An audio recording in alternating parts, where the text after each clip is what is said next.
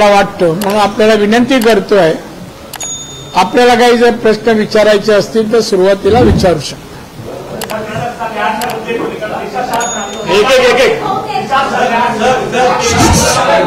एक मिनिट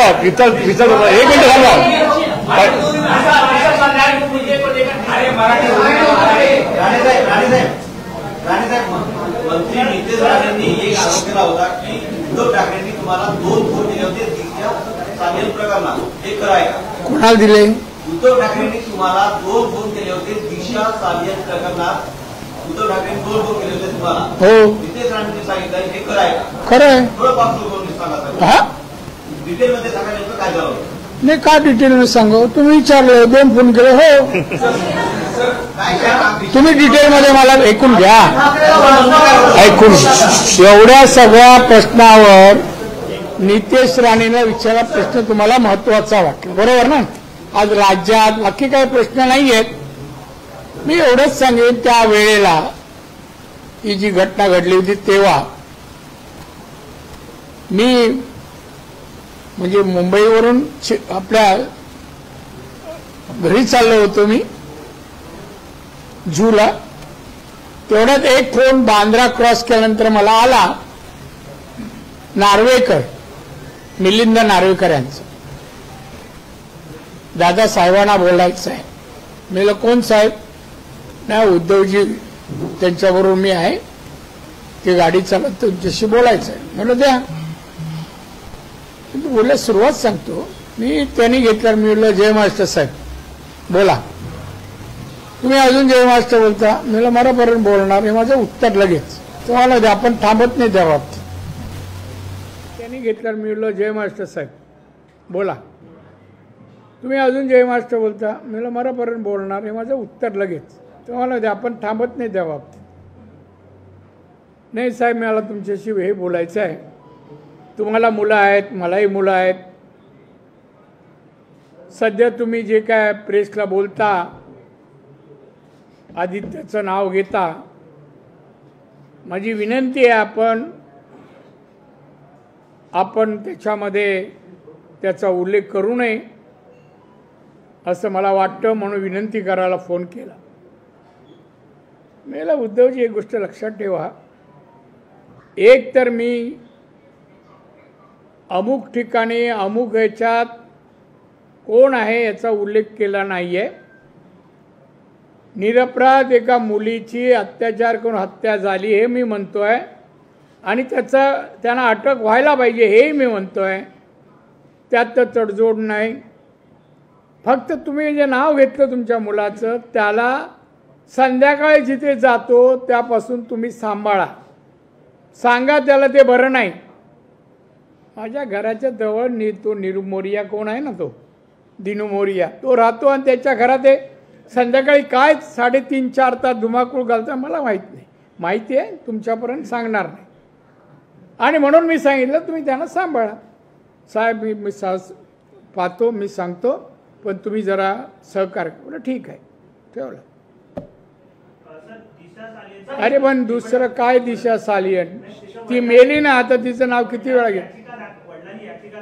अहो पण त्याच्यावर येणार आहे ना. तुम्ही का घाई आहे? जाऊ का मी? एवढी घाई आहे? कमाल आहे. दुसरा नाही. अरे दुसरा फोनचा तुम्ही ऐकायचं नाही का हो? सांगा ना, सवंगड आहे ना. हा दुसरा फोन जेव्हा कोविड होतं त्याच काळामध्ये तो फोन आला. त्यावेळेला माझ्या हॉस्पिटलचं उद्घाटन होतं. तर त्यावेळेला एक परवानगी राज्य सरकारकडे माझी होती. केंद्रात सगळी परवानगी देतं हॉस्पिटलला आणि मेडिकल कॉलेजला. तर त्यावेळी त्यांचा फोन आला, म्हणे तुम्ही फोन केला होता? मी हो, कॉलेजच्या परवानगीसाठी केला होता. साहेब ते तर मिळेलच, पण तुम्हाला मी सांगतो जरा तुम्ही प्रेस घेताना तो उल्लेख टाळाल तर बरं होईल. मला परत एकदा सांगतो, तुम्ही म्हणता त्याचं नाव घेतलं नाही आहे, पण एक मंत्री होता असं मी म्हणतोय. त्या घटनेच्या वेळेला एक मंत्री होता आणि ते व्हिडिओमध्ये ह्याच्यामध्ये आलं आहे कॅमेरामध्ये. नाही पण बघा, हे 2 फोन त्यांनी केले. आता याच्यात फोनवरून काय, कोण कोणाला फोन करत नाही, कुठल्याही घटनेसाठी करतात. कळलं? यस. कळल्याचं उत्तर यस नाही. हो, हां, बरोबर. सर, अनिल परमाने आज मोठं भाष्य केलेलं आहे का जेव्हा एकनाथ शिंदेने बंड पुकारला होता 40 जण गेले होते, 40 जण गेले होते, तेव्हा आम्ही आक्रमकता दाखवली नाही, कारण की उद्धव ठाकरेंनी आम्हाला सांगितलं होतं का शांत बसा, नाहीतर आम्ही आक्रमकता दाखवली असते. मला एक पहिलं विचारायचं आहे, हे कोण बोललं? अनिल परब. अनिल परब आणि आक्रमकता समीकरण जमतं काय हो? दिसतं का त्या जीवात? काहीतरी काय म्हणतं आक्रमकता, म्हणून तू दाखव ना, चल मी सांगतो आज दाखव, कुठल्याही बाबतीत दाखव. कोणात कानफडक मारलेलं तरी ऐकिवात आहे का आत्तापर्यंत एवढ्या वर्षात?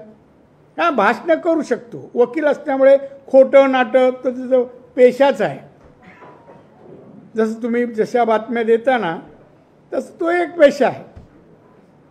त्याने उगाच बड्या मारू नये, तुला काय करायचं ते कर, पण तुला काय जमणार नाही आणि त्याच्यामुळे त्यांनी तोंड बंद करावं, तुला जे काय करायचं ते कर. कोण वाघ? मासा नीट बोला ना. कोण? अरे एक पाहू शकत, तू काय 56 पाहतो? ती चित्रा वागलाच, तिला पूर्ण उर कधी तुला पूर्ण उरेल ते बघू, पाहतो मी. आणि चित्रा वाघच्या मागे ती एकटी नाही आहे, पूर्ण BJP आहे, नारायण राणे पण आहे.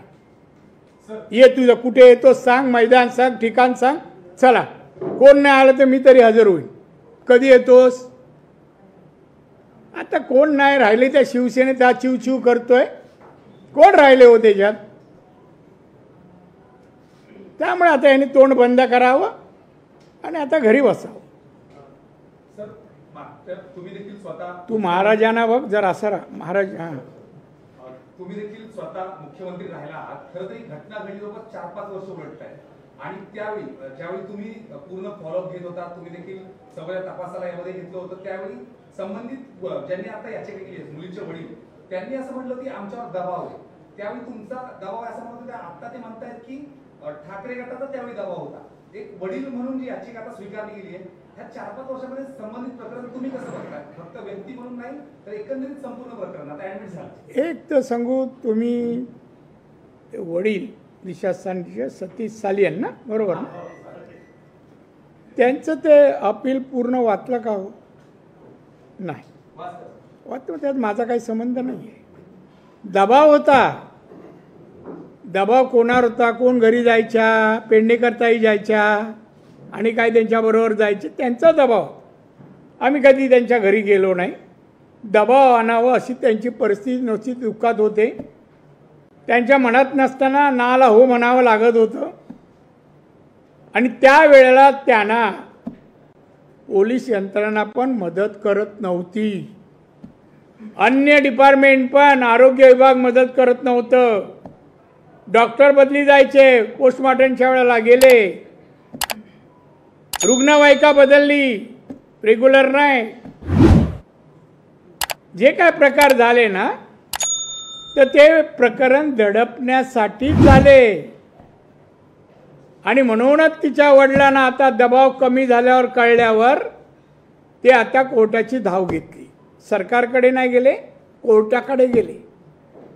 खरं मला असं वाटतं त्या प्रकरणामध्ये सरकारने सुप्रीम कोर्टाचं एक रुलिंग आहे, जर एखाद्या महिलेवर अत्याचार झाले असतील, खून झाला असेल तर त्वरित पोलिसांनी FR दाखल करून अरेस्ट करून चौकशी सुरू करावी. हा कायदा होता तेव्हाही, माझ्याकडे कॉपी आणली आहे मी.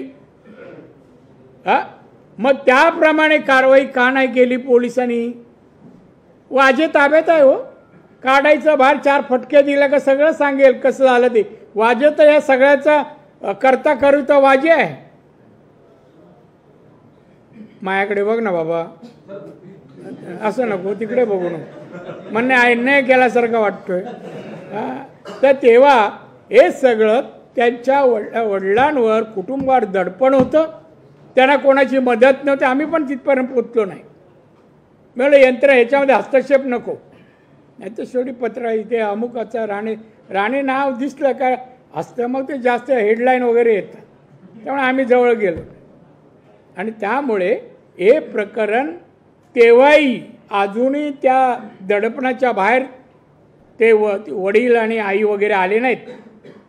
आणि म्हणून मी आत्ता या सरकारला सांगेन, आता कोर्ट जेल तो निर्णय देईल, पण आत्तापर्यंत जे एव्हिडन्स आले त्याच्या आधारे FIR दाखल करा, अरेस्ट करा. काय भाषा बदलली होय. आता या 1 महिन्यामध्ये किती फेऱ्या झाल्या मुख्यमंत्र्यांकडे.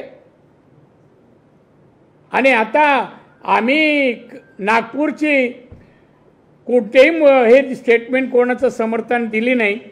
आता आम्हाला द्यायची गरज नाही, मातोश्रीवरूनच.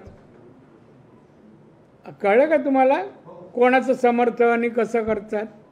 हे घाबरू नये, घाबरू नये.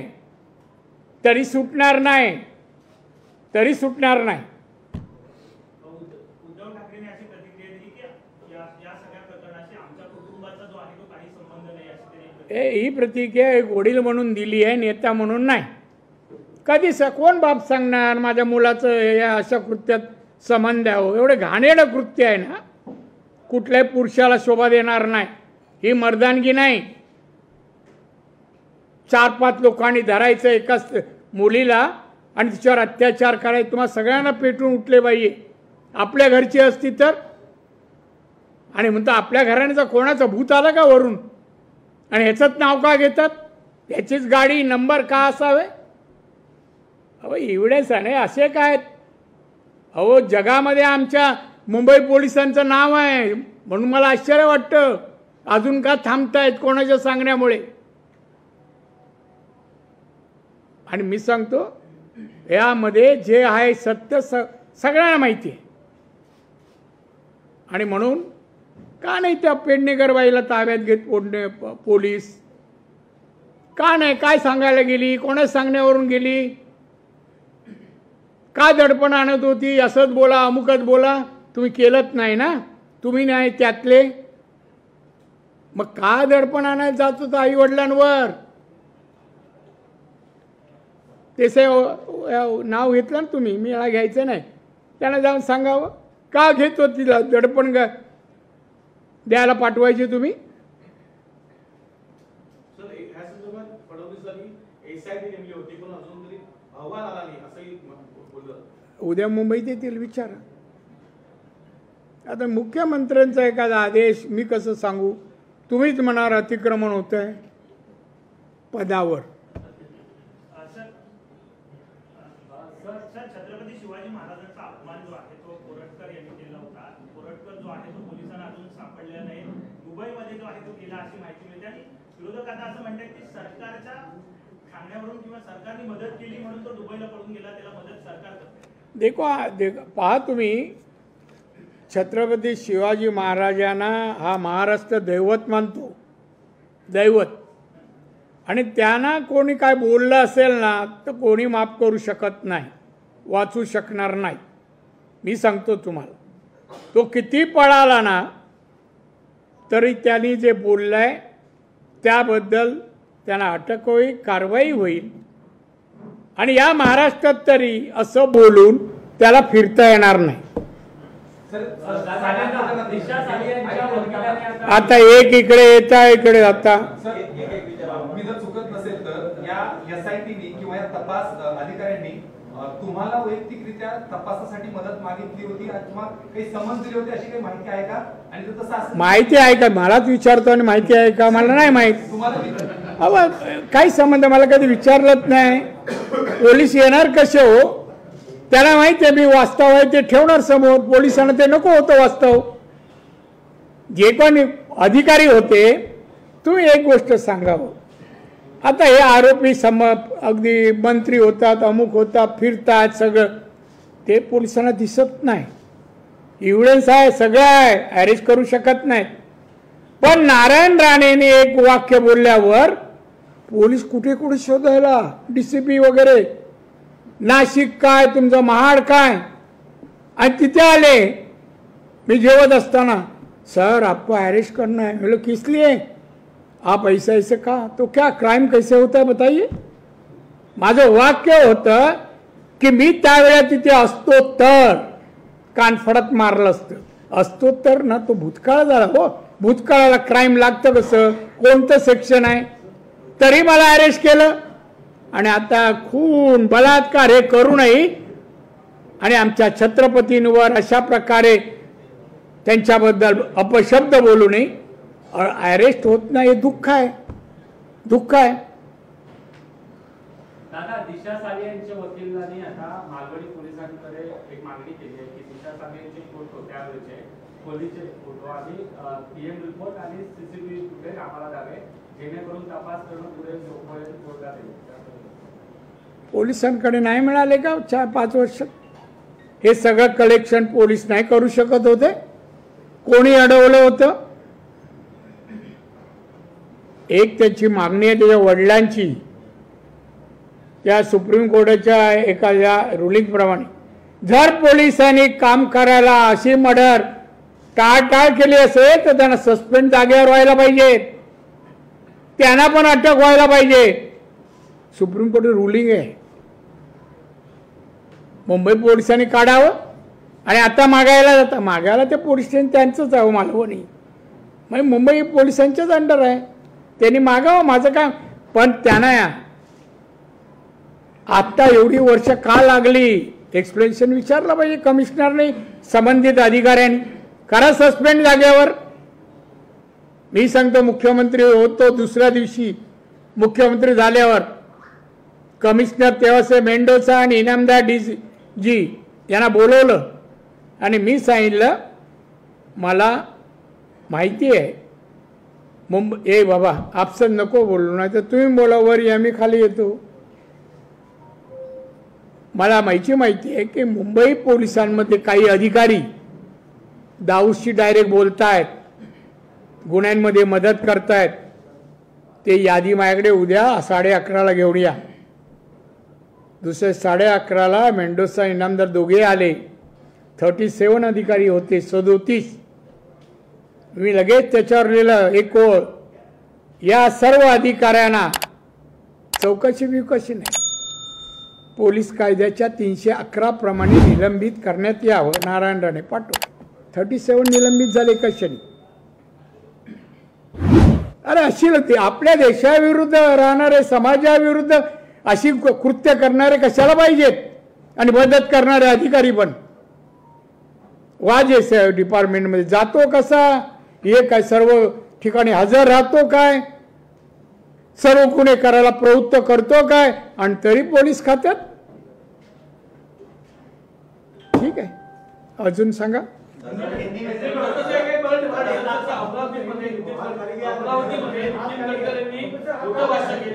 हा, नितीन गडकरींनी मोठे भाष्य केलेले अमरावतीमध्ये, तर जनता हे जातीवाद करत नाही तर पुढारी हे जातीवाद करतात, राजकीय नेते जातीवाद करतात.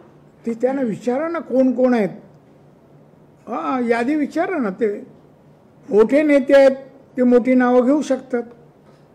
जरा विचारा कोण आहेत असे, आणि त्यांना का ठेवता पक्षात, काढलं पाहिजे ताबडतोब. नाही बरोबर ना? मग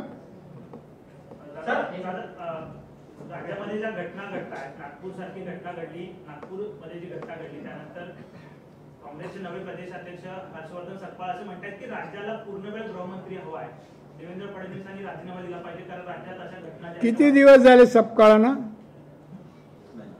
नाही, दिवस किती अजून ते जे काय पोस्टिंगचे लिहिलं असेल ना, शाही सुकली नाही म्हणा. गप्प बसणं, अजून काय कळलं नाही तुला, राजकारण प्रशासन काय कळलं नाही अजून, मंत्री काही झालं, कशाला बोलतोस, गप्प बस. आणि त्याचे प्रश्न आम्हाला विचारू नका हो. आम्ही बरंच काळ आम्ही काढला आहे. हे नवशिक्के लोकांचं प्रश्नाला उत्तर काय द्यायची? सतीश साल्यान अभी हाईकोर्ट में गए और न्याय की गुहार लगा रहे हैं, न्याय मांग रहे हैं, कह रहे हैं उस समय जो महाविकास अघाड़ी की सरकार थी दबाया गया, हमें बोलने नहीं दिए गए 5 साल, अब हाईकोर्ट का दरवाजा खटखटाया है. बोले ना आगे उन्होंने दरवाजा खटखटाया हाईकोर्ट का और न्याय मांग रहे हैं। हाँ, तो आपका क्या क्वेश्चन क्या है? क्वेश्चन ऐसा है कि अगर इतनी बड़ी वारदात जो हुई है तो पुलिस स्टेशन ना जाकर हाईकोर्ट का दरवाजा खटखटाने की जरूरत पड़ेगी। पुलिस ने अब तक संबंधित जो गुनहगार है उनको अरेस्ट नहीं किया है, इसलिए उनको पिताजी को लगा कि पुलिस से हमें न्याय मिलने वाला नहीं है, इसलिए कोर्ट में गए। सर, उद्धव ठाकरे ने आपको 2 बार फोन किया था, फोन करके नाम ना लेने का आग्रह किया था, वो पूरा इंसिडेंट क्या था, कब कब आपको कॉल आया था? अरे अभी मैं मराठी में कहा, आप तो समझते हो। देखिए उद्धव, जरा सुनिए ना, अभी उद्धव ठाकरे, आपका क्वेश्चन है उसका आंसर इसलिए देता हूँ कि आपको भी रिपोर्टिंग करना होगा, आपका काम आसान होने के लिए मैं कहता हूँ, नहीं तो मैं रिपीट कोई क्वेश्चन का आंसर नहीं देता। मुझे कहना है कि उस वक्त उनका जो पीए है, अभी शायद एमएलए लगता है ना? हाँ, वो पीए बहुत साल पीए था, पीए वो तो पीके नहीं, वो था नार्वेकर, वो गाड़ी में था, उन्हें मेरे को फोन किया, मैं भी घर जा रहा था, तो मुझे उन्होंने पूछा, दादा उद्धव जी आपसे बात करना चाहते हैं, आप करेंगे क्या? बोले कहाँ है? तो वो बगल में गाड़ी चला। बोले दे फोन। और जैसा फोन दिया तो मैं उनको कहा जय महाराष्ट्र साहब, तो वो मेरे को पूछते हैं जय महाराष्ट्र अभी भी बोलते हैं? मैं मरने तक बोलेगा। वो क्या मातोश्री की प्रॉपर्टी नहीं जय महाराष्ट्र, छत्रपति शिवाजी महाराज की प्रॉपर्टी है।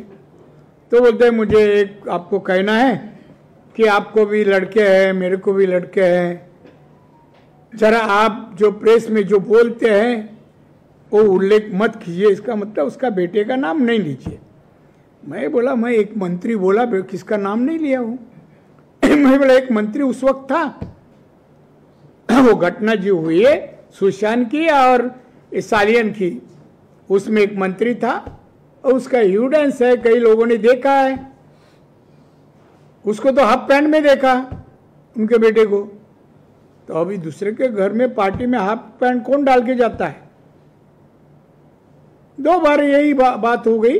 मैं बोला आपके बेटे को संभालो, कहाँ कहाँ शाम के टाइम जाता है 6 बजे के बाद, जरा संभालो ना, बस। सर, दिशा के पिता ने जब हाल ही में पिटीशन दायर की है तो हमने आदित्य से पूछा कि एक बार फिर दिशा सालियान का मुद्दा चर्चा में है, तो आदित्य ने कहा कि वो संघर्ष करने के आदी हैं, मामला कोर्ट में है, उन्हें डिफेम करने की कोशिश की जा रही है। तो मैं सर सवाल आपसे ये कहना चाहता कि क्या आपको नहीं लगता कि आदित्य को मीडिया के सामने आकर ये बताना चाहिए कि 8 तारीख जिस दिन ये वारदात हुई थी उस दिन वो कहाँ थे, स्पष्टीकरण दे दे ताकि ये विवाद ही हमेशा के लिए खत्म हो जाए। किससे अपेक्षा करते हैं? 5 साल नहीं मुंह खोला, एखादा आदमी ऐसी गंदी हरकतें अपने हाथ से हुई पश्चाताप करता है, ये उसमें से नहीं है, ये झूठा आदमी है। क्या बोलता है मैं वहां नहीं था, मैं इधर था उधर था, माँ के पिताजी के घर में था, सब जो उसका ठिकाना था मोबाइल पे उसका लोकेशन आया है, ये कहाँ था, उसके साथ कौन कौन थे, सब पुलिस के पास एविडेंस है।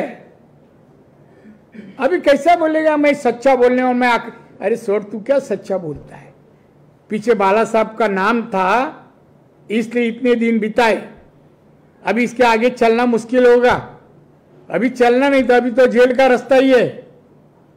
सब झूठा बात करते हैं और आप उसकी बातें क्यों पूछते हैं उसको? कोई चोर को बोलेगा तू चोर है, कबूल करते है क्या? तो हम बोलेगा तू क्या रे बलात्कार किया, वो कबूल नहीं होगा, उसके काबिल भी नहीं है वो। समझा ना समझा? लास्ट का सर, दिसंबर 2023 में जब गृह मंत्री देवेंद्र फडणवीस जी थे, दिसंबर 2023 में जब गृह मंत्री देवेंद्र फडणवीस जी थे तो उन्होंने एसआईटी फॉर्म की थी। उस दौरान एसआईटी ने कई बार नितेश राणे को बुलाया था क्योंकि उन्होंने अपनी प्रेस कॉन्फ्रेंस में सबूत होने का दावा किया था, लेकिन वो कभी गए नहीं एसआईटी के सामने, सबूत नहीं रखे। इसके पीछे की क्या वजह? पीछे कुछ नहीं, आगे कुछ नहीं है। पुलिस का काम में इंटरफेयर नहीं करना, ये हमारा रिवाज है। राणे फैमिली उनको कहा तू बीच में मत जा, पुलिस के पास एविडेंस नहीं तो क्या करता पुलिस, हम क्यों बने विटनेस? इसलिए नीतीश ने वो उधर वो पेश नहीं किया जो एविडेंस करना था। तो अभी भी है, ऐसा छुपा नहीं है, पुलिस के पास भी है। अरे सुशांत की मर्डर उनका नौकर सावंत के सामने हुई, वो सावंत को क्यों नहीं बयान लिया? उनके घर में नौकर सावंत है, खेरवाड़ी में रहता है, सिंधु का लड़का है, वो इतना भी डिटेल बोलता हूं। उसने अपने मोबाइल में कवर किया उसकी मर्डर करते वक्त रस्सी से ये देने के वक्त। ठीक है सर, आपने जिस तरह से कहा कि सबूत जो था वो पुलिस को इकट्ठा करना चाहिए, नीतीश राणे जी के भी पास है, लेकिन वो क्यों दे पुलिस को? लेकिन भविष्य में अब कोर्ट में जब मामला चल रहा है, कोर्ट में वक्त आएगा हम लोग देंगे, जो भी हमारे पास है 100% सहयोग करेंगे। 100% पुलिस को, महाराष्ट्र सरकार को, देवेंद्र फडणवीस के सरकार को मदद करेंगे। फरवरी 26, 2022 के समय दिशा सालियन के पिता ने खुद नीतीश राणे पे शिकायत दर्ज कराई थी मालवनी में कि वो जिस तरह के एलिगेशन लगा रहे, क्या उस वक्त उन पर दबाव था? किस पे? नीतीश राणे के खिलाफ ही शिकायत की। तो दबाव किसके ऊपर? दिशा सालियन के खिलाफ अरे होगा ही ना, उनके कब्जे में बेचारे थे, वो उनके कब्जे में थे।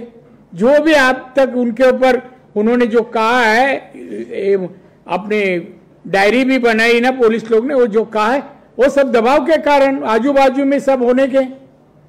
ये ताई उधर ही बैठने की, महापौर मुंबई की, मुंबई का ख्याल रखने का वो मातुश्री का रखती थी, समझे?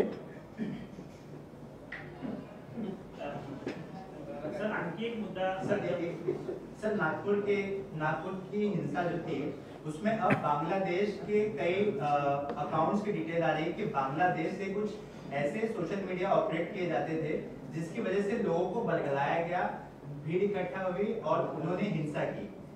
उसके बाद एक नई लिंक आ रही है जो मालेगांव तक जा रही है। इस पूरी घटना को, इस कॉन्स्पिरेसी को आप किस नजरिए से देखते हैं? आपकी भी बात हुई होगी।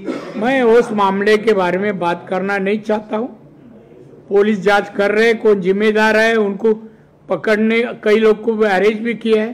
पुलिस का काम होने दे, फिर पुलिस जो नहीं कर सके तो वो जानकारी हम बाहर नागपुर में जाके देंगे, तब आपको भी पहला बोलेंगे हम नागपुर जा रहे हैं। सर, कल अजित पवार ने इफ्तार पार्टी रखी थी, उस इफ्तार पार्टी में उन्होंने ये बयान दिया कि मुस्लिम लोगों पर अगर कोई भी बुरी आंखें डालेगा तो हम उनकी आंखें निकाल लेंगे। क्या मालूम नहीं, अजित पवार ने काम लिया होगा आंखें निकालने का या आंखें साफ करने का, कुछ भी लिया होगा, हमें जानकारी नहीं है उसकी। दादा, जेपी नड्डा साहब आपके राष्ट्रीय अध्यक्ष कह रहे कि सांसदों को फिटनेस पर ध्यान देना चाहिए। कौन? जेपी नड्डा साहब कह रहे कि जेपी नड्डा आपके राष्ट्रीय अध्यक्ष पार्टी के क्या कह रहे? फिटनेस पर ध्यान देना कई चाहिए। सारे सांसद अनफिट है। हम कैसा लग रहे हैं? हम अभी भी 65 kg वजन है, हम 1 किलो भी बढ़ाते नहीं है और बहुत सालों से है। आप लोग तो मालूम है जैसे कि वैसा हो। राजनीति में 50 साल के ऊपर हो गए, मगर हम 1 किलो इधर का उधर नहीं बढ़ाने दिए। आप लोग के लिए हो, सभी को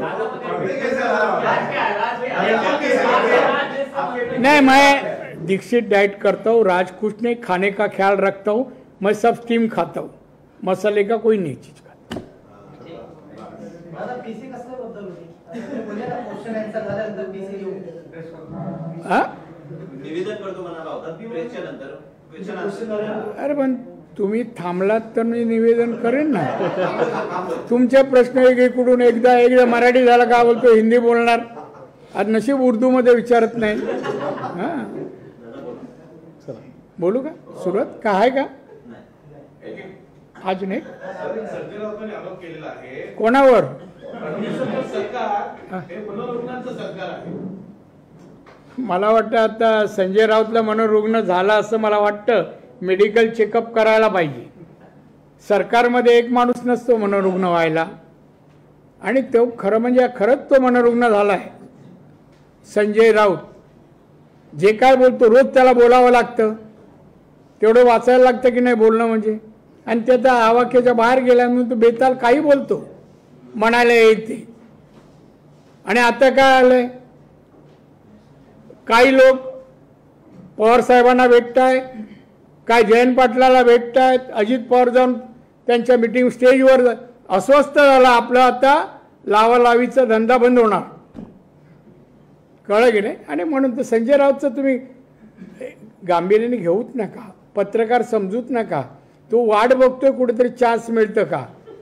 आदित्य ठाकरे गेला का आपल्याला कुठे मिळेल, अजून काय दुसरं काय नाही, त्याची क्षमता काय नाही. राणा जी एक सवाल है कि अरे सवाल काफी पूछा आपने. एक आखिरी सवाल, जो 2015 से 2025 तक भारत का जो जीडीपी है वो 105% बढ़ा है. ऐसे में मोदी जी के नेतृत्व में इतनी ज्यादा प्रगति हुई है, आगे भविष्य में क्या कहाँ देखते भारत मैं देखता हूँ दुनिया के अर्थव्यवस्था में भारत जल्दी से जल्दी तीसरे क्रमांक पे जाए, देश के जनता का पर कैपिटा इनकम बढ़े और भारत एक विकसित देश करके दुनिया के नक्शे पर जाए जल्दी जल्दी, ये हम चाहते हैं. और माननीय मोदी साहब के जो अभी सरकार है उस सरकार में एक सांसद करके मैं हूँ दिल्ली में. सर एक करून विजय वडेट्टीवार असं म्हणतात की फडणवीसांना टार्गेट जे आहे ते त्यांच्या जवळचीच लोक करतायत, दुसऱ्यांची गरज नाही.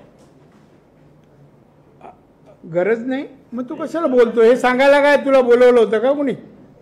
आहेत ना माणसं त्याच्या आजूबाजूला कुठली का, मग तू कशाला. बरं इथे देवेंद्र आता आता आले, चांगलं काम करतात, मग त्यांचं टार्गेट करण्याचं कारण काय. आता हे सगळे टार्गेट होत आहेत एका पाठोपाठ एक, त्यांना चिंता आहे आज नंबर आपला तर उद्या कोणाचा. या तिन्ही पक्ष आता बेजार झाले. किती राहिले हो, किती राहिले. आता शिवसेना 20 हो, आणि त्याच्या आता थोड्या दिवसांनी आता हे आदित्यचं काय बरं झालं, बरं म्हणतो वाईट कधी म्हणत नाही, बरं झालं तर बरं 20 ते 10 जाणार परत. पुढच्या निवडणुकीपर्यंत 1-2 राहतील. नामदारी कलर काय म्हणतात त्याला, परत तो वरच्या हाऊसमध्ये आहे, खालच्या हाऊसमध्ये मोजला जाणार नाही. आणि सोडा यांची काय, आता संपलाय सगळं, दुकान बंद व्हायची वेळ आली आहे, नवताल तयार आहे, लावायचं बाकी आहे.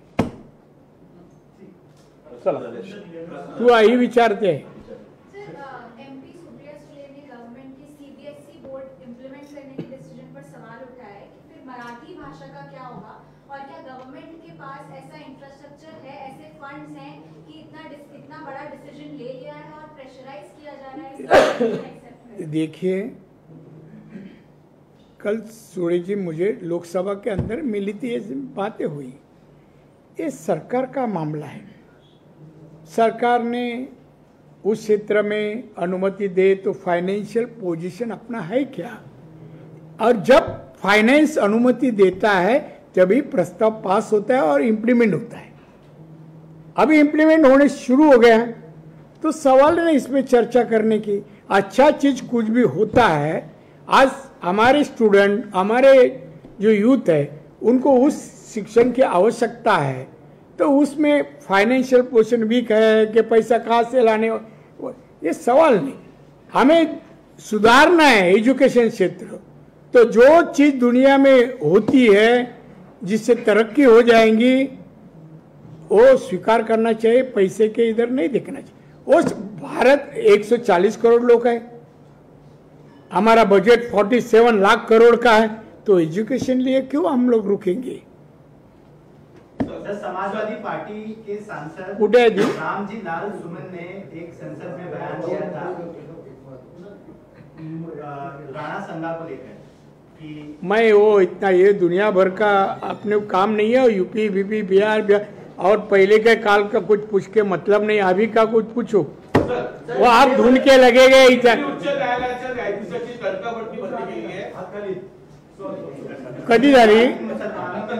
हा तडकाफडकी बदली केली. अरे कधी आहे, कधी रेड पडली ती का. मग ते काय तुम्हाला सर कारण माहिती आहे तरी विचारता. कारवाई झाली, बदली केली. आरोप असा होतोय कारवाई झाली, बदली केली. अरे बाबा पहिली बदली, कारवाई सिद्ध झाली का सस्पेंड माहिती आहे ना. जर मला कायदे विचारून घ्या, बराच काळ झालाय मला. असं म्हणतायत की महाराष्ट्रामध्ये एक गट अमित शहाना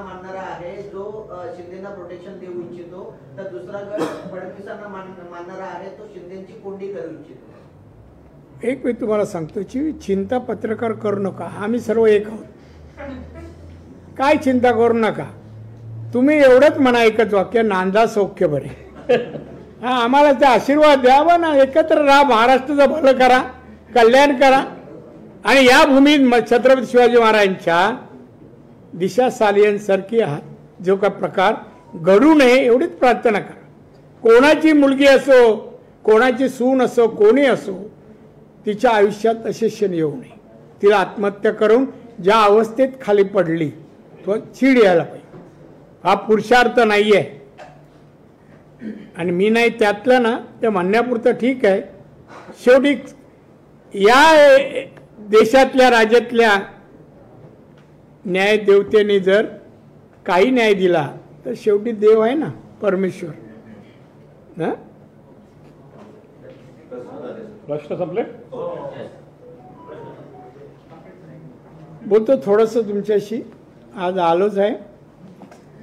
पत्रकार मित्र हो, आज खरं भेटून थोडी चर्चा करावी, महाराष्ट्रातली परिस्थिती विचारावी. कारण मला केव्हा तरी यायला मिळतं, आल्यानंतर काही दिवस मुंबईत, काही कोकणात असं फिरावं लागतं आणि बाकी दिल्ली. महाराष्ट्राची परिस्थिती, मी महाराष्ट्रात गेले मोर दॅन 55 वर्ष तरी मी महाराष्ट्रात काढली आहे. 11वं पद माझं हे आहे. राजकारणातली सगळी पदं मिळाली, एक गव्हर्नर नाही आणि एक विधानसभेचा अध्यक्ष सोडला तर बहुतांशी पदं मिळाली. आणि या पदावर काम करताना मी महाराष्ट्र जवळून पाहिलंय. इथले जनता, इथले धर्म, इथल्या जाती सर्व पाहिलंय. मी जातपात तसा मानणाऱ्यापैकी नाही आहे. मी लोकप्रतिनिधी आहे. लोकांचे प्रश्न, लोकांच्या समस्या सोडवणं हे माझं कर्तव्य समजतो, असं मी आहे. पत्रकार मित्रही आहेत, ते जवळून पाहतात. मला 5 वर्षापासून पाहिलं. मी कॉर्पोरेशनला नगरसेवक, BST चेअरमन असल्यावर पत्रकार मी ओळखतो. अनेक जण आज नाहीत आहेत, पण काही आहेत. मला एवढंच तुम्हाला सांगायचं सहकारी म्हणून, शेवटं अनेक जणांच्या अडचणी समस्या येतात, त्या भेटतातही. तेव्हा कळतात पत्रकारांची मनं काय, राजकारण्यांची मनं काय, अधिकाऱ्यांची मनं काय, हे मी सर्व जाणलंय, जवळून जाणलं. एकच तुम्हाला सांगतो, पत्रकारिता पेशा आहे, पेशा आहे. त्याचं पावित्र्य राखणं हे तुमच्या सर्वांचं काम आहे. माझं मार्गदर्शन नाही, हे माझं म्हणणं आहे. का तुम्ही असं करा असं नाही, म्हणणं आहे. मी याच्या बरेच व्याख्यानं पण पहिली द्यायला जायचो, 2-3 विषयावर, त्याच्यावर ह्या विषयावर द्यायचो. शिक्षण, पत्रकारिता हे पेशा आहे. आता मी जे काय सगळं पाहतोय, एक बोललेलं वाक्य टीव्हीच्या बाईकवर, त्याच्यावर थोड्या टीव्हीवर येतं, त्याच्यातला एखादा शब्द जातो, कॉमा जातो, फुलस्टॉप जातो, बरंच काय होतं. आणि एक ट्विस्ट केलेली बातमी या वाचतो, तेवढं अरे रे रे, हे का चुकीचं केलं माझ्या मित्रांनी. आणि मग जे का आरोप आणि हे सगळं होतात त्याला वाईट वाटतं, वाईट वाटतं. राजकारणात मी आलो, तुम्ही मला पाहिलं, मी सरळ आहे. सरळ म्हणजे जे असेल ते मी बोलून जातो. मी काय कोणाची पर्वा करत नाही, ही कारवाई होईल, असं होईल, अमुक जायत पद, काही नाही. माझ्या नियतीपेक्षा पद मोठी नाही आणि पैसाही मोठा नाही. नीतिमत्ता आपण राखावी, आपलं पदाला न्याय द्यावा, याच्यातला मी न्याय देतच आलोय. तुम्ही पाहिली सगळे पद, सगळ्या पदांना न्याय दिला. आत्ताही केंद्रातल्या पदांना न्याय दिला. जेव्हा माझ्याकडे MSME होतं त्या वर्षी बजेटमध्ये राष्ट्रपती, पंतप्रधान आणि अर्थमंत्र्यांनी माझा उल्लेख केलेला आहे भाषणामध्ये. तेव्हा मी कुठे कमी पडलो नाही, मला वाटतं. पण मला वाटतं पत्रकार मित्र ते असे असावे. मित्र म्हणतो म्हणून मला वाटतं हे नात्यामध्ये मी अधिकारी म्हणून त्यांना सांगू शकतो, अरे बाबा असं आहे. राजकारणी पण तसे आहे तसे मानत नाही. तेव्हाचं राजकारण आमच्या वेळेला, आताचं राजकारण काय फरक पडलाय हो, फरक पडलाय. हा फरक सगळ्यांमध्ये पडला आहे. आम्ही म्हणत नाही की आम्हा राजकारणामध्ये नाही पडलाय, वागण्यात, चालण्यात, बोलण्यात, व्यवहारात असू नये असं मला. प्रत्येकाला संसार असतो, कुटुंब असतं, मुलं असतात आणि सगळ्यांना सगळं काही लागतं. पण त्यासाठी काहीतरी संकेत आहेत, त्यासाठी काही मर्यादा आहेत, त्याला वापर व्हावा असंच मला वाटतं. मी आज घरून निघालो, एक विचार करून निघालो. कुठलीही गोष्ट मी विचार केल्याशिवाय बाहेर कधी बोलत नाही. आज बोला, आपण पत्रकारांशी बोलावं थोडं आणि बोलावं म्हणून पत्रकार परिषद घेतली. आता माहिती आहे, पत्रकारांकडे आल्यानंतर बडीमार होणार सध्याच्या परिस्थितीवर.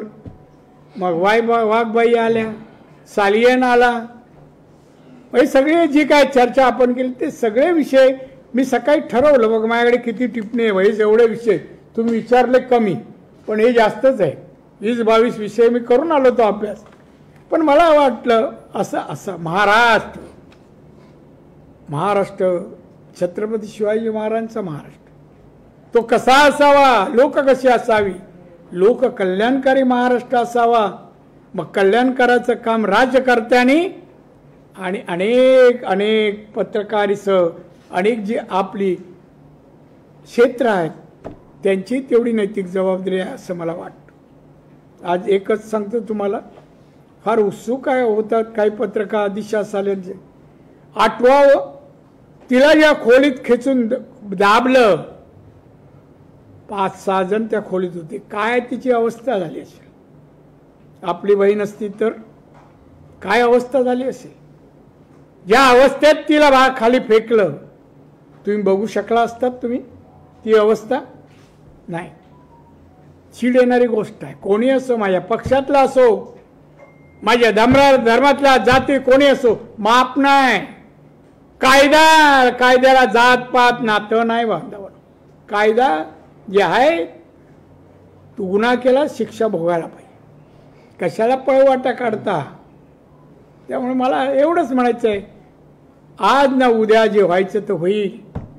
पत्रकाराने प्रश्न विचारताना चेष्टा म्हणून नाही, त्या बाईला त्या बापाला न्याय मिळेल म्हणून प्रश्नाचा भडीमार करायला पाहिजे.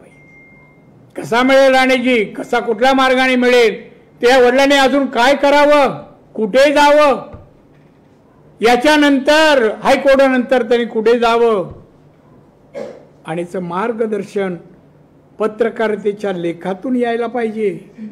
मी तेव्हा अनेक लेख, मी कुठला अग्रलेख सोडत नाही.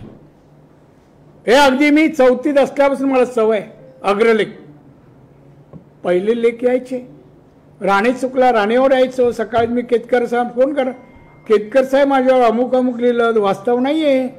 मग काय वास्तव आहे, मी म्हणलं हे असं घडलं आणि तुम्ही मला याच्यामध्ये जे काय जबाबदारी, ही माझी जबाबदारी नाही. ठीक आहे आपण भेटू.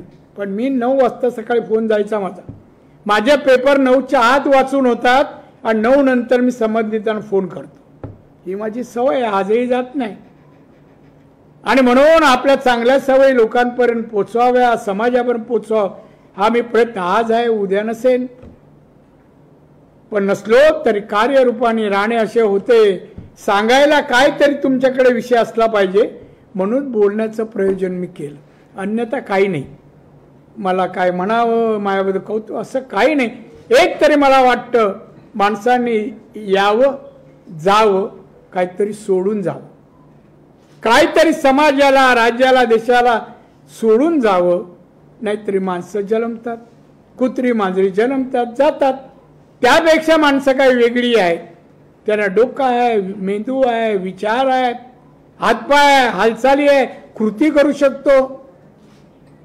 आणि याची समाज आणि देश वाट पाहतो आणि त्यापेक्षा इतिहास वाट पाहतो. इतिहास जास्त वाटत नाही ना मी जास्त बोलतोय, कारण तुम्हाला सगळ्यांना कधी बातमी देतो असं होतं मला माहिती आहे. आणि म्हणून आज भेटलो तुम्हाला, मला बरं वाटलं. सगळे भेटतात, काही काय आले सिनियर, मला बरेच वर्ष ओळखणारे, दादा तुम्ही कशात काय, मी विचारते, बरं वाटतं. शेवटी माणूस आहे, माणूस समस्या अडचणी सुख समाधान सगळंच असतं. पण त्याला प्रत्येक वेळा वाटतं आपल्याला कोणतरी विचारावं. आणि हे सगळ्यांनी करत राहा. काम करा, पत्रकारिता असं कोणतं आहे, पण अति चांगल्या मूडमध्ये आनंदाने करा. घरचं टेन्शन बाहेर येऊन एखाद्या राजकारण्यावर कडकल्याचे प्रयत्न करू नका. तो बिचारा दुःखी होईल, असं कोणाला दुःखी होऊ नका. चांगलेच मराठी कोशातले शब्द फेका, हिंदीतले शब्द फेका आणि त्याला अरे वा माझ्याबद्दल लिहिलं, मी याहीपेक्षा चांगला वागलं पाहिजे असं त्यांना वाटावं. अशा जोगं अशासारखं लिहित जाल अशी अपेक्षा करतो. बस थांबतो. जय हिंद, जय महाराष्ट्र. शुभेच्छा. गरजा हिंदुस्तान चॅनलला सबस्क्राईब करा आणि ताज्या घडामोडी जाणून घेण्यासाठी बेल आयकॉनवर प्रेस करा.